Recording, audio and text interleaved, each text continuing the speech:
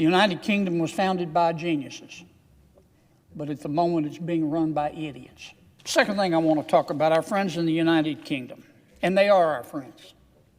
I love the people of the United Kingdom. I do. I went to school there for a while. They're wonderful people. They deserve better than the government that they're being given right now. I don't mean any disrespect in saying this, but I'm not a big fan of the Prime Minister Starmer. The United Kingdom was founded by geniuses, but at the moment it's being run by idiots. We entered Iran because we had no choice. I don't want America to be the world's policeman. I do not. But on occasion, some of the bad guys in the world decide they're going to be the world's policeman. And it requires us to intervene. And that's why we're in Iran. If I said Iraq, I made a mistake. It's late. That's why we're in Iran. The president did not enter Iran to start a war. He entered Iran to prevent a war. Let me tell you why I say that. Our intelligence clearly showed, categorically, unequivocally, that Iran had restarted its nuclear warhead program.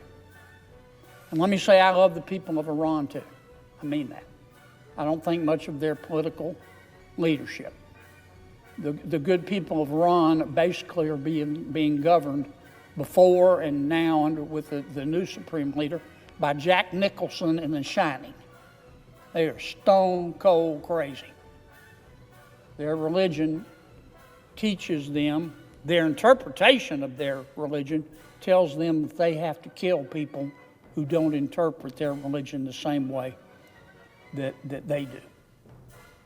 And when your religion tells you to kill somebody, as far as I'm concerned, it's time to get a new religion. But be that as it may, our intelligence clearly showed that Iran had restarted its nuclear weapons program, and its plan was to produce so many missiles, so many ballistic missiles, and to some extent cruise missiles and drones. In fact, they were producing between 200 and 600 ballistic missiles a month. Our intelligence showed that their plan was to stockpile so many missiles and so many drones that if we re-entered, or anyone re-entered Iran to stop their new efforts to obtain a nuclear warhead, that they would annihilate the entire Middle East. The entire Middle East. And other countries they could reach, like Turkey. That is a fact. That's what the intelligence showed. So the president, wanting to avoid a future war, said, I've got to intervene now. And here is our mission. I don't care what you've heard.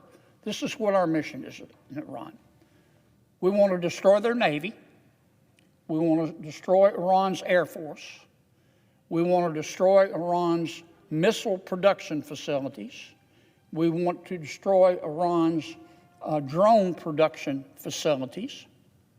We want to destroy or make them use as many of their missiles as they have and their drones. And we want to attack and destroy the infrastructure used by the Revolutionary Guard. And then we want to get out. Now, there's been a lot of speculation by some of my Democratic friends that, well, the president's going to put boots on the ground. I don't believe that. I don't believe that. If the president puts boots on the ground, the thud you hear will be me face planting from surprise. I will faint. How long will this take? I think, a few more weeks. And then we will be out.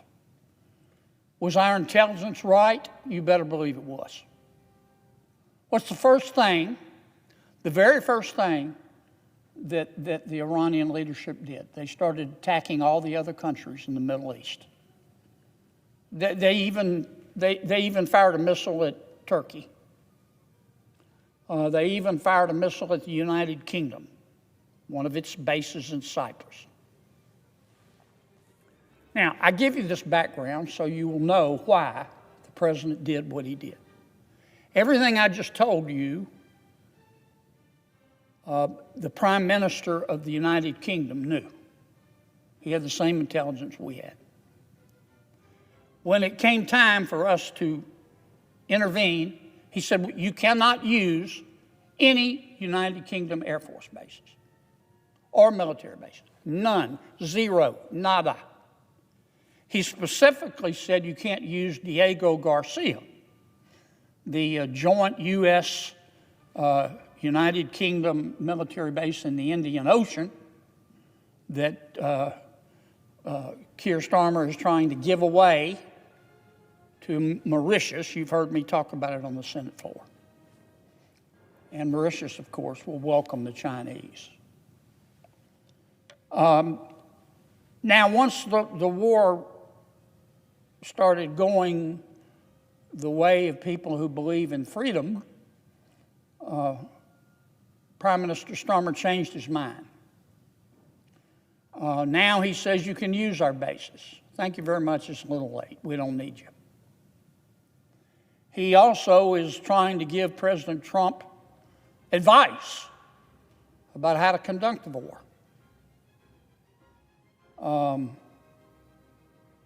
That's a little bit like seeking the advice of a nun about sex. Sir Keir Starmer is the last person you would want to go to advise you about how to have a military confrontation. He's the kind of guy that he'll want to quote, if you're in the middle of a bar fight, he'll want to stop and quote Socrates. That's what this is, a bar fight. And so I decided after watching this circus without a tent, this goat rodeo that the Prime Minister has thrust upon the world, I said, let me take a look at what the Prime Minister's plans are in terms of defense. Because if you remember, about a year ago, January, the Prime Minister produced this report. That's all it was a report, but he called it a Root and Branch Strategic Defense Review. And its purpose was to settle the United Kingdom's military path for years to come. It was ready not this past January, but January before. He didn't produce it until this past summer. And the Prime Minister makes a big deal in his report. He says, we've changed our ways. We've been born again. We're now going to spend 2.6% of our GDP on defense by 2027. And I'm thinking, good for you. It's about time. And he said this is going to be in line with all of our NATO allies, 2.6% of our GDP on defense by 2027. And he said, and by God, by 2035, we're going to be spending 3.5%. I'm thinking, man, that's great. And then I read the report. The cash is backloaded. He didn't bother to tell the people of the United Kingdom or NATO or the president. The cash is backloaded. He's not going to even start spending the money, the real money, until the 2030s. That's 4 years from now. He's going to make it somebody else's problem. I can assure you the prime minister will not be the prime minister in 2030 and beyond. Talk about sleight of hand.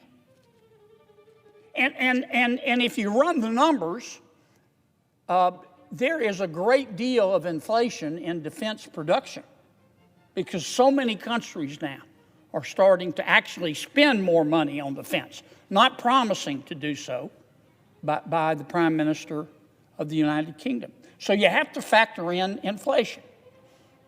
And under the Prime Minister's plan to not even start spending the real money until 2030, the defense inflation is going to eat away at the amount of money that he has promised to spend. And if you factor in reasonable defense production, the numbers come out to him actually spending 24 billion pounds, $32 billion less than he promised. You think he couldn't figure that out? His numbers guys knew all about it. This is nothing but sleight of hand. In fact,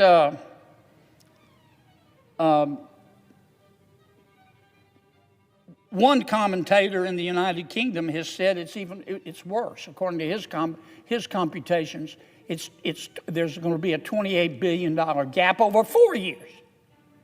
Over 4 years.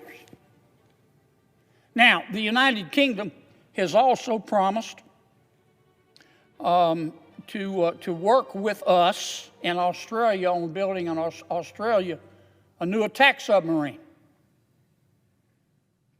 Is the Prime Minister going to wait until 2030 to do that? We can't wait till 2030. Now, look, these are the facts. The United Kingdom has about 140,000 soldiers, members of the military, and God bless every one of them. God bless every one of them. They are down 20% since 2012 and declining. To give you a frame of reference, the United States has 2.1 million members of the military. They have 140,000. 2.8 million if you include civilian support staff for our military. So when we first heard that the Prime Minister of the United Kingdom was going to start spending 2.6% up to 3.5% of GDP on defense, of course we got excited. It's about time that the people in Europe embraced adulthood and stopped sending us the bill for their defense. So we were excited. I was excited. I was ready to come down here and congratulate the Prime Minister. And then I read the fine print. Sleight of hand. It's all sleight of hand. Now, if I'm wrong, I hope the Prime Minister will respond. But if I'm right, shame on him. Shame on him for looking the good people of the United Kingdom in the eye and the good people of the world in the eye and lying. And saying that the United Kingdom would do its part when the Prime Minister has no intention whatsoever. And the final point I make, you've heard me, the Prime Minister of the United Kingdom wants to give away a military base, a joint military base that we own with the United Kingdom called Diego Garcia. It's in the middle of the Indian Ocean. The Prime Minister has decided he has got to give it to Mauritius. Mauritius never owned the Chagos Islands, one of which houses our military base. Mauritius has no connection to the islands. But the United Nations told the Prime Minister that he should be ashamed and that the good people of the United Kingdom should be ashamed because of the United Kingdom's colonial past. And so Mr. Starmer woke that he is, said, well, we gotta give it away. We want to give it away to Mauritius, who is just like this with China. He might as well just hand the keys to China. I have, to do that, Mr. Starmer's got to get President Trump's permission. And I've been round and round with the president. I don't know how many times I've been on this floor talking about, please stop it, Mr. President. One day I'm not criticizing the president because he's got to listen to his advisors. I get that. First he was against it, then he was for it, then he was against it, then he was for it. His last comment, I think he's figured Mr. Starmer, the prime minister, out. He said, no way, no how. He said, no sir, no ma'am, no way. I am not giving you permission. Please stick, Mr. President. Please don't do it. For us to give away that military base, which will end up in the hands of China, for us to give away one of the few places in the Indian Ocean that we can actually refuel our submarines, for us to give away this isn't a hyperbole, it's one of the most important military bases in the defense of the American people. For us to give it away would be unconscionable. Tell Mr. Starmer no.